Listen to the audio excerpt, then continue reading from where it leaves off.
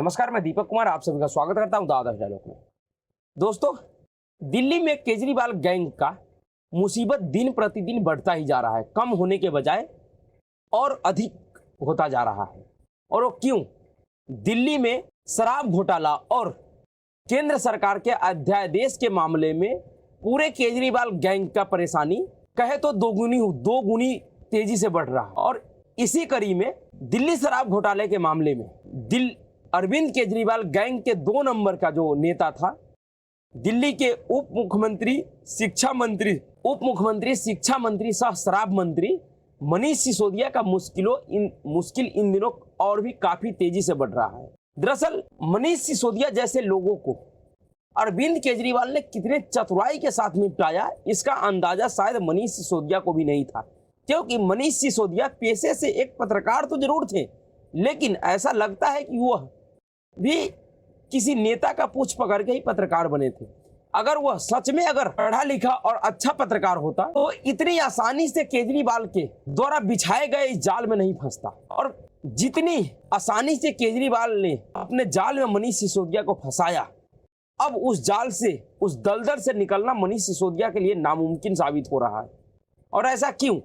दरअसल जिस तरह से पिछले दिनों मनीष सिसोदिया ने तमाम हथकंडे अपनाए अपनी जमानत के लिए, अपनी बीवी के बीमारी का दुहाई, बच्चे के विदेश पढ़ने का दुहाई, पता नहीं किन किन चीजों का दुहाई दिया, लेकिन उनकी तमाम दुहाई नाकाफी साबित हुआ अदालत में। उनके तमाम दुहाई देने के बाद भी अदालत ने मनीष सिसोदिया को मुख्य साजिशकर्ता मानते हुए उनको जमानत देने से बिल्कुल इनकार कर दिया। और अब मनीष सिसोदिया का जो मुश्किलें बढ़ा है, वह और भी मनीष सिसोदिया को जेल में रहने की अवधि को बढ़ा सकता है। दरअसल हुआ यह है कि सीबीआई ने 25 अप्रैल 2023 को दिल्ली शराब घोटाले मामले में मनीष सिसोदिया सहित 4 आरोपियों के खिलाफ, जिसमें अब मनीष सिसोदिया, बुच्ची बाबू गोरंटला और अमनदीप सिंह ढल और अर्जुन पांडे के खिलाफ दिल्ली के राउज एवेन्यू कोर्ट के स्पेशल जज एमके नागपाल ने 2 जून के लिए समन जारी किया है। और वह समन सीबीआई के 25 अप्रैल 2023 को जो चार्जशीट दाखिल किया गया था, उसी के आधार पे है। उसी चार्जशीट को गंभीर मानते हुए दिल्ली के स्पेशल कोर्ट ने इन सभी को 2 जून के लिए अदालत में हाजिर होने के लिए समन जारी किया है। और 2 जून का तारीख केजरीवाल एंड गैंग के लिए बहुत खास महत्वपूर्ण तारीख हो सकता है, क्योंकि ऐसा अंदेशा जताया जा रहा है कि 2 जून को मनीष सिसोदिया अपने धैर्य के बांध को तोड़ सकता है। और उसके बाद वो इस पूरे शराब घोटाले के पीछे का जो मास्टरमाइंड था, जो इसका करता धरता केजरीवाल गैंग एवं आम आदमी पार्टी का संयोजक अरविंद केजरीवाल था, उसका नाम ले सकता है। क्योंकि मनीष सिसोदिया को भी पता है कि जिस तरीके से मनीष सिसोदिया के खिलाफ जांच एजेंसियों के पास साक्ष्य और सबूत है, उसके आधार पे तो मनीष सिसोदिया को जमानत मिलना लगभग नामुमकिन है।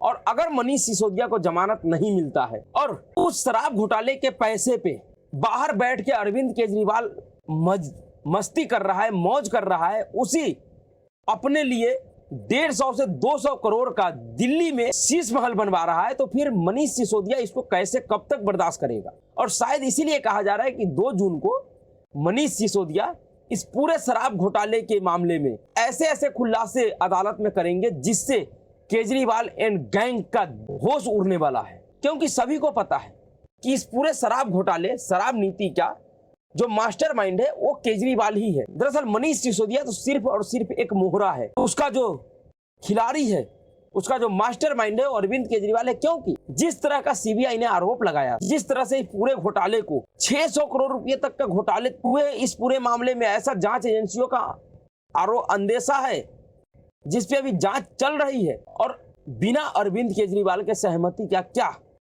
मनीष सिसोदिया इतना हिम्मत कर पाता कि वो इतने बड़े घोटाले को अंजाम दे पाता? इतने बड़े घोटाले को वो अंजाम दे पाता बगैर केजरीवाल के मर्जी के? ये संभव ही नहीं है। क्योंकि सभी को पता है कि आम आदमी पार्टी में वही होगा जो अरविंद केजरीवाल कह चाहेगा। अरविंद केजरीवाल के मर्जी के खिलाफ जितने भी आम आदमी पार्टी के नेता गया, उस सब को अरविंद केजरीवाल ने किस तरह से पार्टी से साइड किया, किस तरह से ऐसे ऐसे काबिल व्यक्तियों को आम आदमी पार्टी से केजरीवाल ने बाहर फेंक दिया, जिसके सामने मनीष सिसोदिया कहीं से कहीं तक नहीं ठहर पाता। उसके जूते के धूल के बराबर नहीं ठहरता मनीष सिसोदिया। ऐसे ऐसे लोगों को अरविंद केजरीवाल ने अपने पार्टी से बाहर कर दिया, ऐसे ऐसे काबिल लोगों को। वो प्रशांत भूषण जो जाना माना एजेंडाधारी सुप्रीम कोर्ट का वकील, वो योगेंद्र यादव जो जाना माना देश में आंदोलन जीवी, आंदोलन का सूत्रधार, किसी भी तरीके का किसी भी मुद्दे पर आंदोलन करवा लीजिए वैसे व्यक्ति को, वह कुमार विश्वास जो प्रखर प्रवक्ता, जाना माना देश का कवि, इन सब के सामने मनीष सिसोदिया का हैसियत कुछ भी नहीं था। फिर भी कितनी चतुराई के साथ मनीष सिसोदिया को अरविंद केजरीवाल ने सबसे अधिक महत्व दिया अपने पार्टी में। तो क्या ऐसे ही दिया? क्या उसका कीमत अरविंद केजरीवाल मनीष सिसोदिया से नहीं लेगा?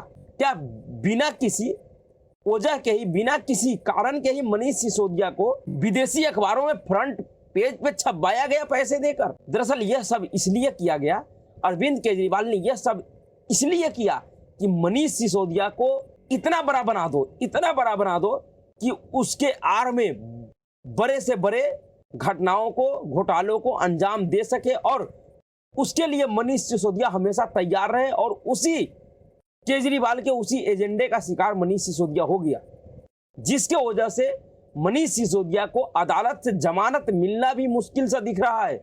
और 2 जून को अदालत में जो होने वाला है, जिसका अंदेशा बहुत से लोग लगा रहा है, उसके बाद तो और भी स्पष्ट हो जाएगा कि मनीष सिसोदिया को जमानत मिलना शायद असंभव हो जाएगा। क्योंकि जिस चार्जशीट पे राउज एवेन्यू कोर्ट ने कॉन्जिनेंस लिया है, उसमें आरोप बहुत ही गंभीर है, जिसको अदालत ने भी गंभीर माना है। उस चार्जशीट में क्या आरोप लगा है?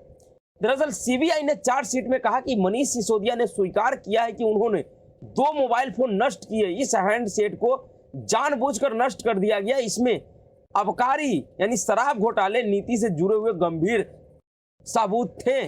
मनीष सिसोदिया ने खुद इस बात को कबूल किया है। और जरा आप याद कीजिए, जब यह आरोप उस समय लगाया गया था, तो उस समय आम आदमी पार्टी के बरबोले राज्यसभा सांसद, जिसको सिर्फ केजरीवाल इसलिए रखा है कि अगर नंगाई करना हो, बदतमीजी करना हो, तो सिर्फ वो उस व्यक्ति को वह काम दिया जाता है और वो उसको बखूबी बहुत ही अच्छे तरीके से करता है। वह संजय सिंह किस तरह का नाटक किया था इस पे, उसके उस दिन के ट्वीट को देखिए। उसने क्या ट्वीट किया था, उसने प्रेस कॉन्फ्रेंस करके क्या क्या आरोप लगाए थे नरेंद्र मोदी सरकार पे कि ये जांच एजेंसी झूठे रिपोर्ट दे रहे हैं, वो मनीष सिसोदिया ने कोई मोबाइल नहीं तोड़ा, सब झूठा रिपोर्ट है। अगर आपको इतनी परेशानी है अरविंद केजरीवाल और आम आदमी पार्टी से, तो नरेंद्र मोदी जी हम सबको जहर दे दीजिए, एक चौराहे पे खड़ा करा के गोली मार दीजिए अगर आपको पसंद नहीं है तो। इस तरीके का बेहुदा पूर्ण बातें किया था इस व्यक्ति ने इन्हीं सब के ऊपर। और आज इन्हीं आरोपों को गंभीर मानते हुए दिल्ली के राउज एवेन्यू कोर्ट के स्पेशल जज एमके नागपाल ने इन सबको सम्मन जारी किया 2 जून को अदालत में पेश होने के लिए, जिससे जिसमें इनसे पूछताछ किया जाएगा, इसमें बहस होगी। और ये उस प्रेस कॉन्फ्रेंस में संजय सिंह ने एक और बात कहा कि जांच एजेंसी अदालत को गुमराह कर रही है। अरे अदालत को गुमराह तो तुम आम आदमी पार्टी और मनीष सिसोदिया कर रहा है। और वो कैसे कर रहा है? दरअसल मनीष सिसोदिया ने अपने जमानत के लिए दिल्ली हाई कोर्ट में एक याचिका दायर किया था, जो याचिका इनके पत्नी की बीमारी के ऊपर जमानत लेने के लिए था। इन्होंने उस याचिका के माध्यम से कहा था कि मेरी पत्नी को बहुत ही गंभीर बीमारी है। और इस बात को केजरीवाल भी कहता है कि मनीष सिसोदिया के पत्नी को बहुत गंदी बीमारी है। अरे गंदी बीमारी क्या होता है भाई? क्या होता है गंदी बीमारी? ये पढ़ा लिखा व्यक्ति है और एक महिला की बीमारी के लिए कह रहा है कि उसको बहुत गंदी बीमारी है। कुछ तो शर्म करो यार। गंदी बीमारी क्या होता है? गंदी बीमारी सभी जानते हैं इस देश में कि किस बीमारी को गंदी बीमारी कहता है।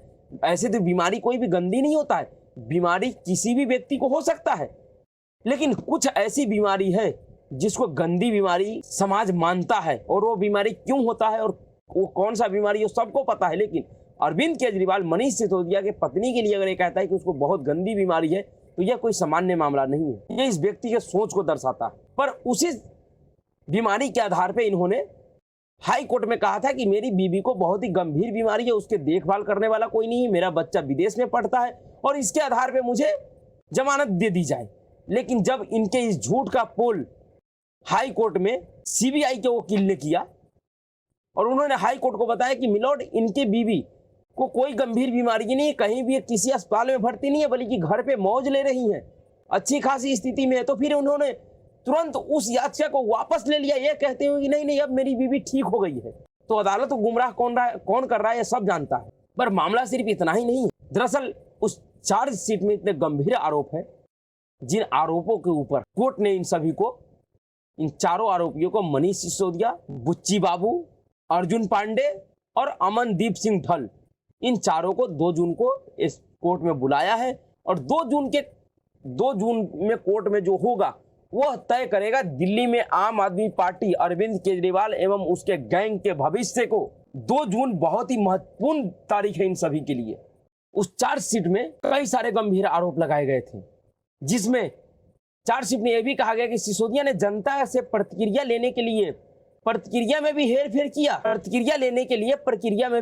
किया। इसमें कहा गया कि उन्होंने अल्पसंख्यक आयोग के अध्यक्ष के ईमेल गढ़े जाकिर खान, दिल्ली अल्पसंख्यक आयोग के अध्यक्ष जाकिर खान के सहयोग से इन्होंने एक मनगढ़ंत ईमेल प्रतिक्रिया गढ़ा जिससे इस शराब घोटाले को अंजाम दे सके। इस चार्जशीट में साउथ ग्रुप के सदस्य की दिल्ली और विजय नायर की हैदराबाद यात्रा से स्थापित आपराधिक साजिश का भी जिक्र है। इसने कहा नई आबकारी नीति में अनुकूल प्रावधानों को शामिल करने के संबंध में आपराधिक साजिश आरोपी विजय नायर की हैदराबाद यात्रा से और स्थापित होती है। सीबीआई ने कहा कि साउथ ग्रुप के सदस्य साजिश रचने के लिए दिल्ली आए थे। एजेंसी ने चार्जशीट में कहा कि इस अवधि के दौरान 20 मई 2021 और 21 मई 2021 को साउथ ग्रुप के आरोपी व्यक्तियों अभिषेक बोइनपल्ली, अरुण आर पिल्लई, बुच्ची बाबू गुरंटला और शरद रेड्डी ने चार्टर्ड विमान से नई दिल्ली की यात्रा की थी और 21 मई 2021 को नई दिल्ली में कैलेरिज होटल के पास गौर अपार्टमेंट में विजय नायर तथा अन्य आरोपियों अमनदीप सिंह ढल और अर्जुन पांडे के साथ बैठक की थी, जहां उत्पाद शुल्क नीति में अनुचित फायदे के बदले आर्थिक लाभ प्राप्त करने के तौर तरीके के संबंध में आपराधिक साजिश रची गई थी। सीबीआई ने भी कहा कि साउथ ग्रुप के सदस्यों द्वारा सुझाए गए कई प्रावधान जोड़े गए जो कि जीओएम रिपोर्ट में है। व्हाट्सएप चैट से पता चलता है कि डायरेक्ट होलसेल ऑपरेशंस के एक नए पदनाम के प्रावधान और LT store super premium store चलाने के लिए संयुक्त उद्यम के प्रावधान को बाद में जोड़ा गया था, जैसा कि 22 मार्च 2022 को जीओएम की अंतिम रिपोर्ट में है, जबकि मसौदा नीति में उनका उल्लेख भी नहीं किया गया था। इन्हीं सारे आरोपों को गंभीर मानते हुए केजरीवाल गैंग के नेता एवं शराब घोटाले से जुड़े हुए आरोपियों को 2 जून को सम्मन किया गया है।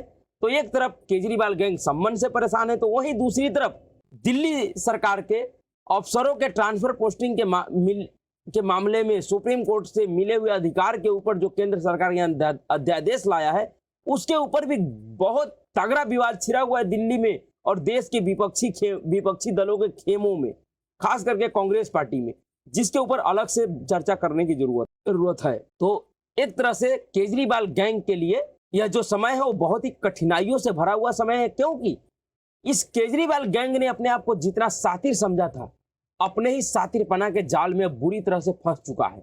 अब इसको समझ में आ रहा है कि सातिरपना कितना भारी पड़ता है। तो अभी के लिए इतना ही। अगर आपको वीडियो अच्छा लगा तो वीडियो को लाइक कीजिए, शेयर कीजिए और चैनल को सब्सक्राइब कीजिए। नमस्कार।